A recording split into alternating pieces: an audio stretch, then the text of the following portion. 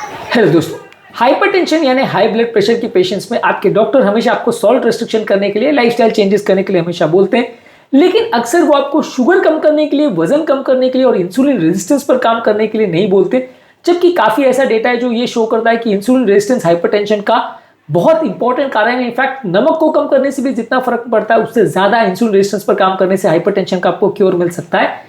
तो आज हम समझने का प्रयास करेंगे कि दोनों में क्या लिंक है, क्यों इंसुलिन रेजिस्टेंस जो है वो हाइपरटेंशन बढ़ाता है और क्यों हमको हाइपरटेंसिव पेशेंट में इंसुलिन रेजिस्टेंस पर वर्क करना चाहिए ताकि हम अपने हाइपरटेंशन में एक सस्टेन्ड कंट्रोल ला पाएं और उसे प्रॉपरली हम मैनेज कर पाएं। आज हम जानने का प्रयास करेंगे कि हाइपरटेंशन की मैनेजमेंट में इंसुलिन रेजिस्टेंस का क्या रोल है और क्यों इस पर वर्क करना जरूरी है। टॉपिक पर जाने से पहले जो लोग हमारे चैनल पर नए हैं उन्हें रिक्वेस्ट करूंगा कि चैनल को सब्सक्राइब करें। हमारे चैनल का पर्पज है हेल्थ एजुकेशन के द्वारा आपको हेल्दी बनाना। इस मिशन में आप हमारे सहभागी बन सकते हैं। चैनल को सब्सक्राइब करके, वीडियोस को लाइक करके, यदि टॉपिक यूजफुल लगे तो फ्रेंड्स फैमिली के साथ इसे शेयर भी करिएगा, क्योंकि ये कंटेंट किसी की जिंदगी बचाने और बदलने के लिए उपयोगी हो सकता है। टॉपिक के दौरान कुछ इंटरेस्टिंग साइंटिफिक फैक्ट्स, कुछ प्रैक्टिकल यूटिलिटी की बातें, कुछ साइंटिफिक स्टडीज, हमारा ओपिनियन, हमारा वर्डिक्ट और ओपीडी की कुछ किस्से कहानियां भी आपको बताऊंगा, इसलिए बने रहिए हमारे साथ एंड तक। चलिए शुरू करते हैं हमारे साथ हेल्थ का सफर।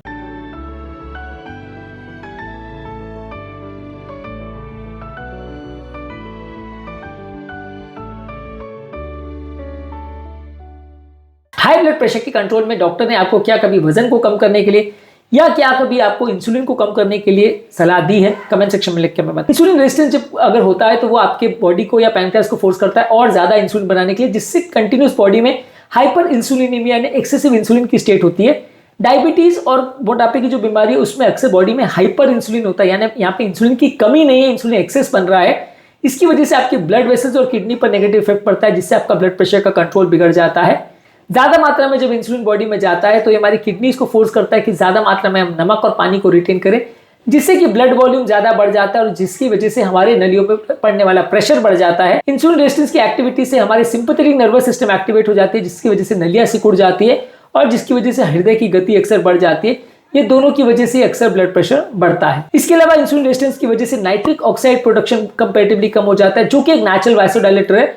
नली को ये डायलेट करने का काम करता है। जब ये नली में कम हो जाता है तो नलियां ज्यादा स्टिफ और लेग्स फ्लेक्सिबल हो जाती है, जिससे कि ब्लड प्रेशर बढ़ता है। इंसुलिन रेजिस्टेंस इसके अलावा हमारे बॉडी में क्रॉनिक इन्फ्लेमेशन करता है, यानी नलियों में एक सूजन क्रिएट करता है, जिसकी वजह से नलियों की इनर लाइनिंग यानी एंडोथेलियम प्रॉपर्ली काम नहीं कर पाती है, नलियों का रिलैक्सेशन प्रॉपर नहीं हो पाता और इसकी वजह से हाइपरटेंशन ज्यादा होता है। इसके अलावा इंसुलिन रेजिस्टेंस हमारे बॉडी में एक ऑक्सीडेटिव स्ट्रेस क्रिएट करता है, रिएक्टिव मॉलिक्यूल्स क्रिएट करता है जो नलियों को और ज्यादा स्टिफ बनाते हैं और नलियों की नॉर्मल जो सिग्नलिंग पाथवेज है उसको खराब करता है। इसके अलावा जितना ज्यादा फैट होगा, खासकर विसरल फैट, वो हमारी नलियों के फंक्शनिंग सिस्टम के साथ कॉम्प्रोमाइज करेगा, जिसकी वजह से इंसुलिन रेजिस्टेंस और हाइपरटेंशन दोनों एक साथ में होते हैं। इसके अलावा इंसुलिन रेजिस्टेंट वाले लोगों में रेनिन एंजियोटेंसिन एल्डोस्टेरोन सिस्टम यानी RAAS सिस्टम ज्यादा एक्टिवेट होता है, जिसकी वजह से नलियों में आर्टीरियल टेंशन होता है, सोडियम रिटेंशन होता है और नलियों का ब्लड प्रेशर ज्यादा बढ़ता है। हाइपरइंसुलिनिमिया की वजह से लोगों की स्मूथ मसल्स की ग्रोथ कंपैरेटिवली बढ़ जाती है, नलियां ज्यादा थिकन हो जाती है। इसकी वजह से नलियों के रिलैक्सेशन की कैपेसिटी कम हो जाती है और इसकी वजह से नलियों में ज्यादा स्टिफनेस देखने को मिलती है। हाइपरटेंशन और इंसुलिन रेजिस्टेंस अपने आप में साइलेंट किलर माने जाते हैं, ये दोनों ही अक्सर एक साथ देखने को मिलते हैं। डायबिटीज वाले पेशेंट में अक्सर हाइपरटेंशन ज्यादा देखने को मिलता है,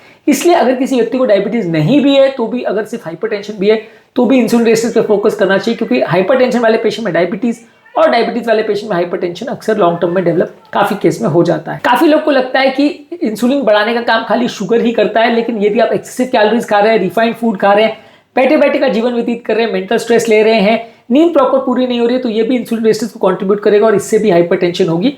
और ऐसे केस में इवन अगर आप 5-10% भी अगर वेट लॉस कर लेते हैं तो नमक को कम करने के बदले ये आपके ब्लड प्रेशर को कई गुना ज्यादा फर्क करता है और लॉन्ग टर्म फर्क करता है। मान लीजिए अगर आपका 80 किलो वजन है और आपने 70 पे ले आया, उसको कम करके 10% या 15% आपने कम कर लिया, तो उसमें आपके ब्लड प्रेशर में और ज्यादा सिग्निफिकेंट रिडक्शन देखने को मिलेगा और बीपी की दवाइयों की रिक्वायरमेंट काफी कम हो जाएगी।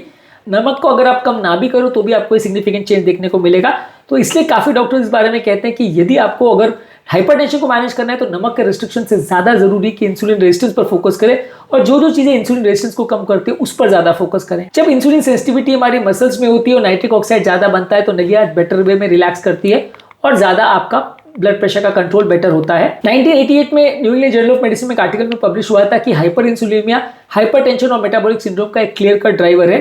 इसके अलावा 1997 में एक और आर्टिकल में ये बताया गया था कि सिलेक्टिव इंसुलिन रेजिस्टेंस जो है वो किडनी को फोर्स करता है सोडियम को रिटेन करने के लिए, जिसकी वजह से अक्सर हमारा ब्लड प्रेशर बढ़ता है।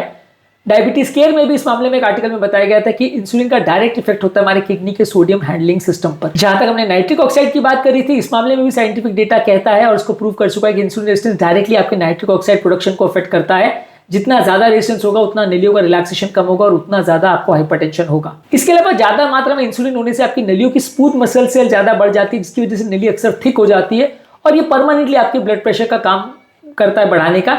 1990 में एक आर्टिकल में बताया गया था डायबिटोलॉजी जर्नल में कि इंसुलिन रेजिस्टेंस हमारे वैस्कुलर ग्रोथ फैक्टर को बढ़ाता है, जिसकी वजह से नलियां ज्यादा मोटी हो जाती हैं और इसकी वजह से भी अक्सर ब्लड प्रेशर बढ़ता है। इसके अलावा इंसुलिन रेजिस्टेंस हमारा chronic low grade inflammation create करता है। 2000 में सर्कुलेशन में एक आर्टिकल में बताया गया था कि इंसुलिन रेजिस्टेंस वाले पेशेंट में क्रॉनिक इन्फ्लेमेशन होता है, जो कि बहुत सारी तरह की बीमारियों का कारण बनता है। जितना ज्यादा बॉडी में इंसुलिन होगा उतना रेनिन एंजियोटेंसिन सिस्टम एक्टिवेट होगा, इतना देर में वैसोकंस्ट्रिक्शन होगा और इतना ज्यादा सोडियम रिटेंशन होगा। 2015 में हाइपरटेंशन जर्नल में एक आर्टिकल में बताया गया था कि अगर ओबेसिटी किसी व्यक्ति को है और इंसुलिन रेजिस्टेंस है तो वो हाइपरटेंशन का एक बहुत इंपॉर्टेंट कारण है। और इसी तरह से एक दूसरे आर्टिकल में बताया गया था कि इंसुलिन रेजिस्टेंस अपने आप में फ्यूचर हाइपरटेंशन का एक इंपॉर्टेंट मार्कर है। बेसिकली कहने का मतलब है कि आज अगर किसी को इंसुलिन रेजिस्टेंस है तो आगे जाकर उसको हाइपरटेंशन होने के चांस कंपैरेटिवली ज्यादा होंगे। इंसुलिन रेजिस्टेंस हमारे टोटल दिन भर के बीपी कंट्रोल वाले सिस्टम को भी अफेक्ट करता है और रात को जो बीपी नॉर्मली कम होना चाहिए उसको भी अफेक्ट करता है, वो सिस्टम को भी कॉम्प्रोमाइज करता है।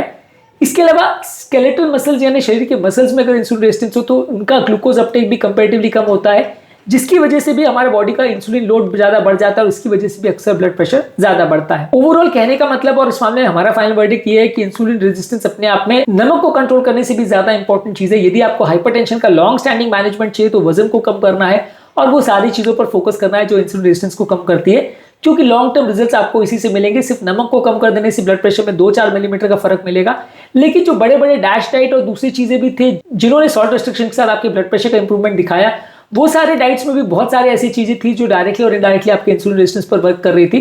तो हो सकता है नमक का रिस्ट्रिक्शन से भी जो फायदा देखने को मिला वो भी एक्चुअल में आपके इंसुलिन रेजिस्टेंस पर मिलने वाले डिफरेंस की वजह से देखने को मिला, ऐसा भी काफी लोग क्लेम करते हैं। तो बेसिकली आपको समझने की जरूरत है कि यदि आपको लॉन्ग टाइम स्टैंडिंग अगर हाइपरटेंशन मैनेजमेंट करना है बिना दवा के, तो आपको नमक कंट्रोल से ज्यादा फोकस इंसुलिन रेजिस्टेंस पर करना पड़ेगा। लॉन्ग स्टैंडिंग अपने आप में ये आपको ज्यादा बेटर रिजल्ट देगा, ज्यादा सस्टेन रिजल्ट देगा और लॉन्ग स्टैंडिंग आपको बीमारियां होने के चांस भी कंपैरेटिवली इससे ज्यादा कम होंगे।